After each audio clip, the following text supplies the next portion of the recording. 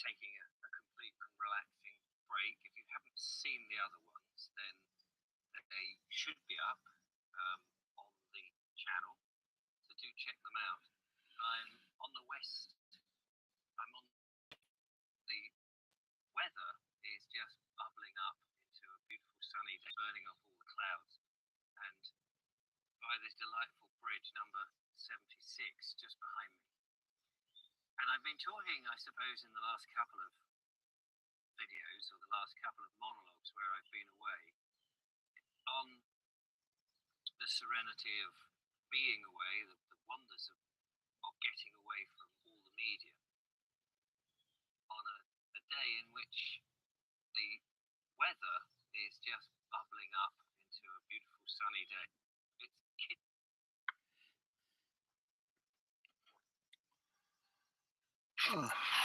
Oh, hey, how you doing? Good to see you. Homeless on the road. Yeah. Hey, how you doing? Yeah, it's your old Al Bob, Sensei Al Bob, here to talk to you. No matter how bad it seems, it can always get worse. Right? So this guy, I like this guy. This guy is good.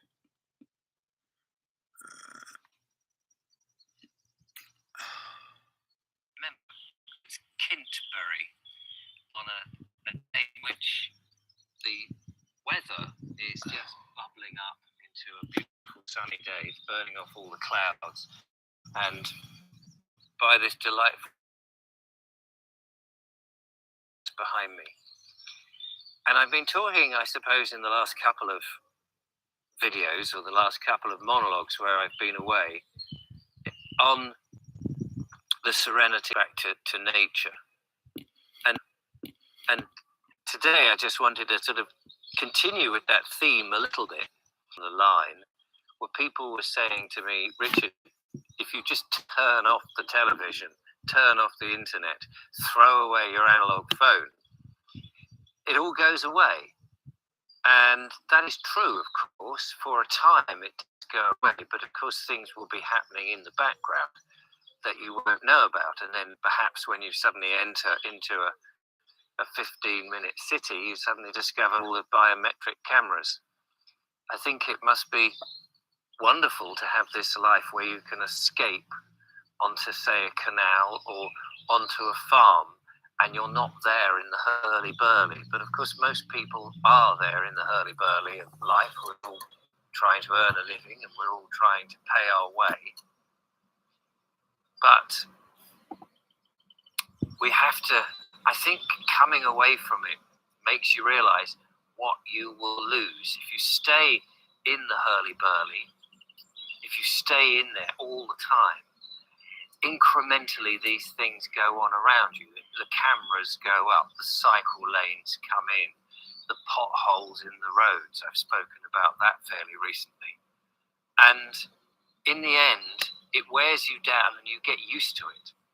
And in some sense, or away from those towns and villages, I think, because when you come back, suddenly the immediacy of all those things that if you're there, like the frog being boiled alive, but slowly, you don't notice.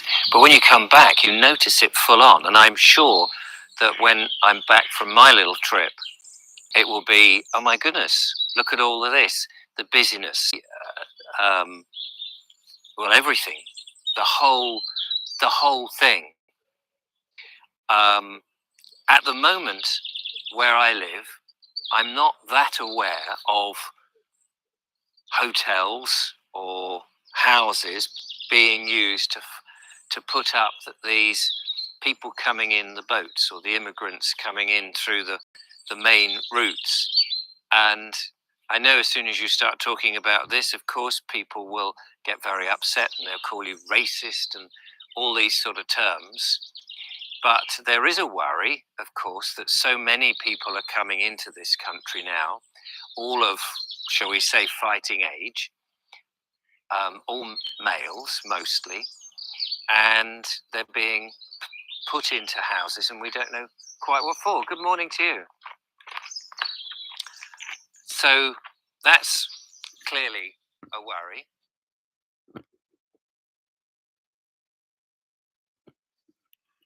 That's the worry. The worry is that we are not saying conscious intent, unconditional forgiveness. I am conscious intent, unconditional love. I am. That's the important one. Conscious intent, conditional love. I am. Unconditional intent, love. I am. Now, lots of people are speaking up on YouTube, as this gentleman here, and I like the guy. He's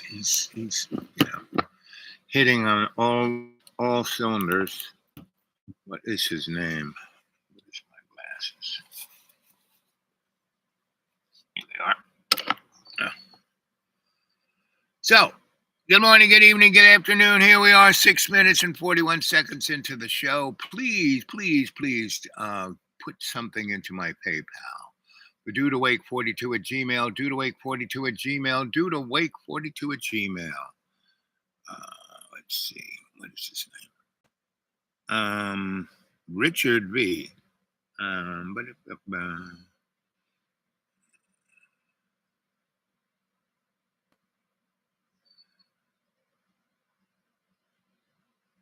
It's not your money.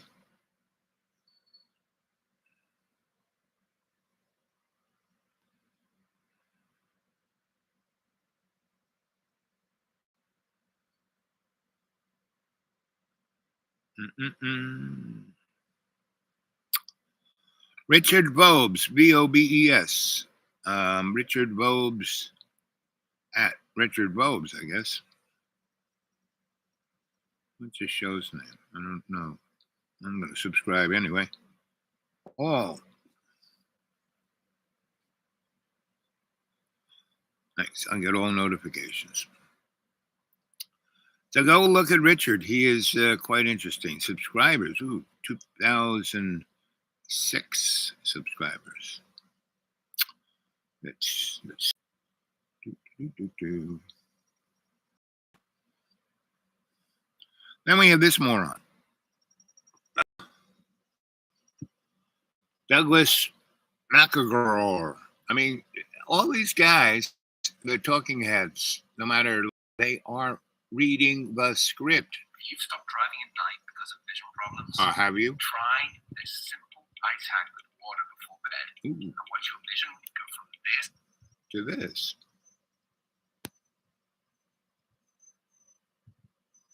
Deep penetration. Ooh. Now, if that isn't straight up Freudenscheid of God knows what. Freudenscheid.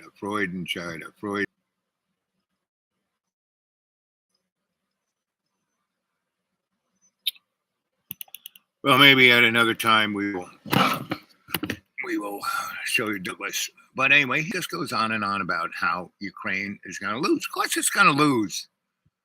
That's not the important. Of course, we're all going to die, and of course, Russia is going to lose probably 250,000 guys, and its whole social, political, and economic system will be destroyed.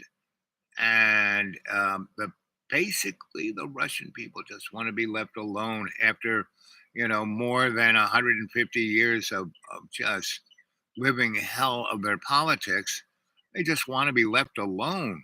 So when the EU comes, or whatever Mr. Globaloni decides to call itself, I think it'll be the Federation. It'll be fitting to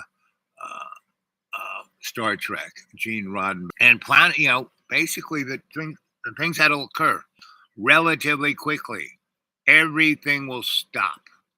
It'll be like the day the Earth stood still. Oops, there'll be a solar flare or something, but it'll fry every single solid state device, your car, your house, your power, your pacemaker, your blender for your cocktails. Everything will be frozen. Martyred artists, give the man money or glasses at least. Yes. I need to get a strut for my car. I need to eat.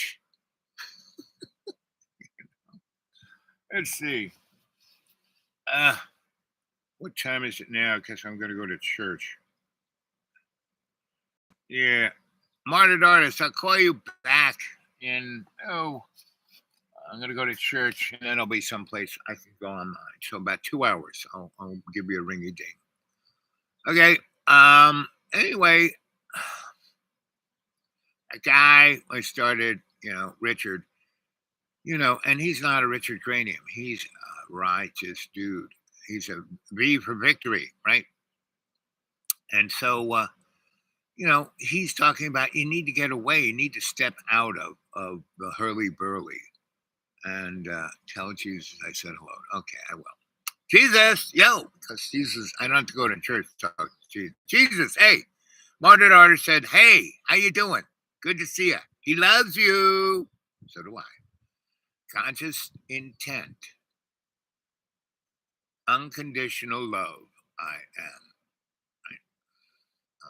Conscious intent. Unconditional forgiving. You're like Jesus. And basically, you don't have to let yourself get hurly-burlied. You just have to keep a good 360, see what's going on, 3 blocks down, and just get out of the way. Me and Joe's go back ways. Okay. So anyway, Joshua, yes. Okay. So what else is going? So get a perspective. Get out of your hurly burly. My whole freaking life, you know. I work hard, make a nice chunk of change instead of using it to keep the wheel of the corporate wheeling around. I step back and I go someplace where it's slowed way down. An island in the 80s, 70s, and 80s was that place, right? For me anyway.